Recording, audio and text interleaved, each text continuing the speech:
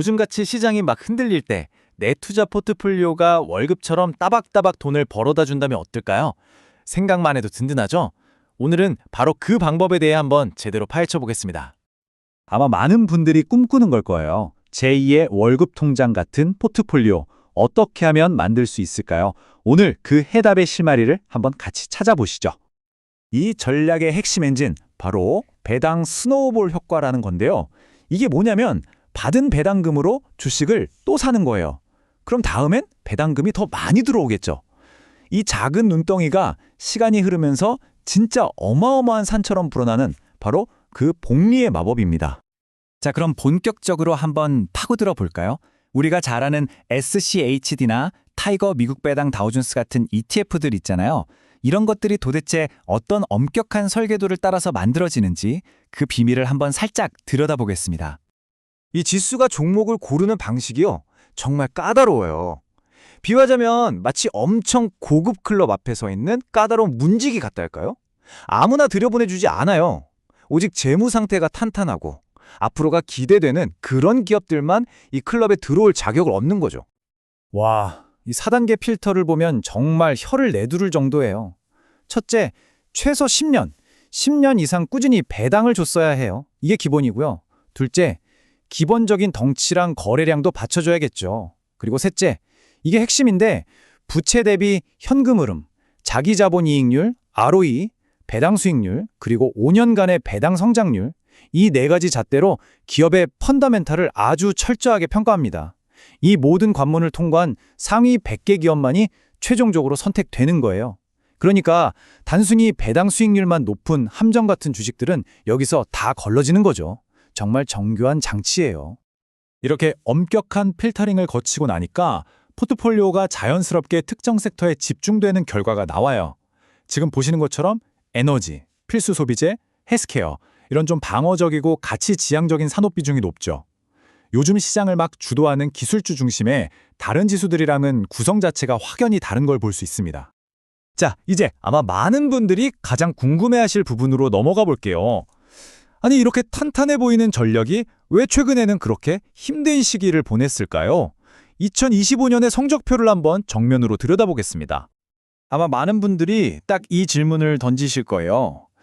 분명 좋은 전략이라고 해서 샀는데 왜 내 계좌는 파란불이지? 그쵸? 이 질문에 대한 답을 찾는 게 오늘 분석의 진짜 핵심이라고 할 수 있습니다. 이 데이터는 정말 뼈아프게 보여주죠. 2025년에 이 지수 수익률은 겨우 4.49%에 그쳤어요. 근데 비슷한 유형의 대형 가치주 평균은 무려 14.97%나 올랐습니다. 거의 3배 차이죠? 그러니까 투자자분들이 느꼈던 그 불안감이 그냥 기분 탓이 아니라 실제 데이터로 이렇게 딱 확인이 되는 순간인 겁니다. 도대체 2025년에 무슨 일이 있었던 걸까요? 이 타임라인을 한번 쭉 따라가 보면 그림이 그려집니다. 3월에 대규모로 종목을 교체했고요. 4월에는 갑자기 관세 뉴스가 시장을 덮쳤습니다.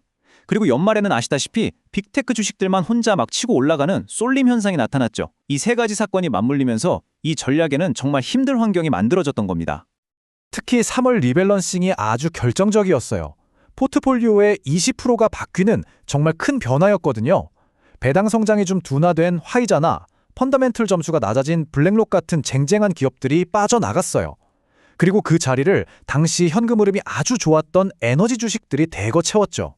근데 이게 정말 아이러니하게도 바로 다음 달에 터진 관세 뉴스에 더 취약한 구조를 만들어버리고 만 겁니다. 자, 이제 좀 힘든 과거 얘기는 접어두고 미래의 기회로 시선을 한번 돌려보겠습니다. 경제 전문가들의 예측을 바탕으로 2026년에는 왜 이 전략에 유리한 이른바 순풍이 불 수 있는지 한번 살펴보죠. 우선 웰스파고 전망인데요. 2026년 미국 경제가 2.3%의 꽤 견조한 성장을 보일 거라고 예측했어요.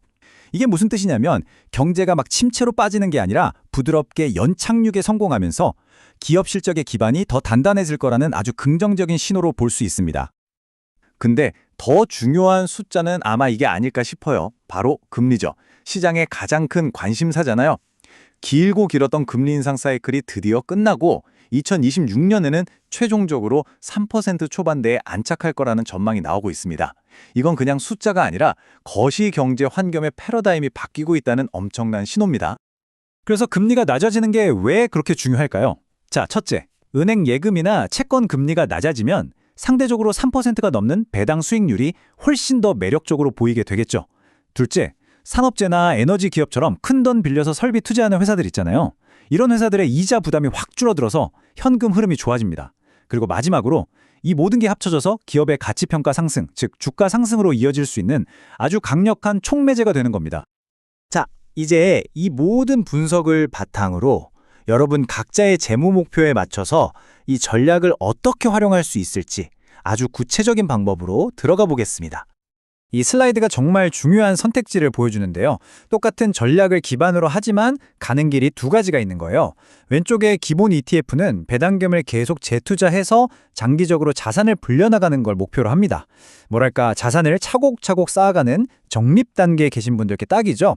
반면에 오른쪽의 커버드 콜 ETF는요. 주가가 크게 오를 가능성을 좀 포기하는 대신에 그 대가로 옵션 프리미엄이라는 추가 현금을 받아서 당장의 현금 흐름을 극대화하는 전략입니다.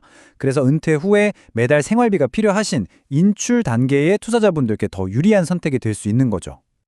결국 핵심 선택은 바로 이겁니다. 내일을 위해서, 미래의 더 큰 부를 위해서 오늘의 성장을 극대화할 것인가?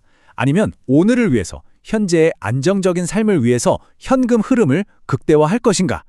여기엔 정답이 없어요. 오직 여러분 각자의 인생 계획에 맞는 답이 있을 뿐입니다. 하루가 다르게 급등하는 테마주들이 막 판치는 이런 시장에서 어쩌면 조금은 지루해 보일 수도 있겠지만 이렇게 꾸준히 현금을 쌓아주는 투자가 장기적으로 봤을 때 가장 현명한 선택이 될 수도 있지 않을까요? 여러분의 투자 철학은 어느 쪽인지 한번 진지하게 고민해 볼 시간이 아닐까 싶습니다.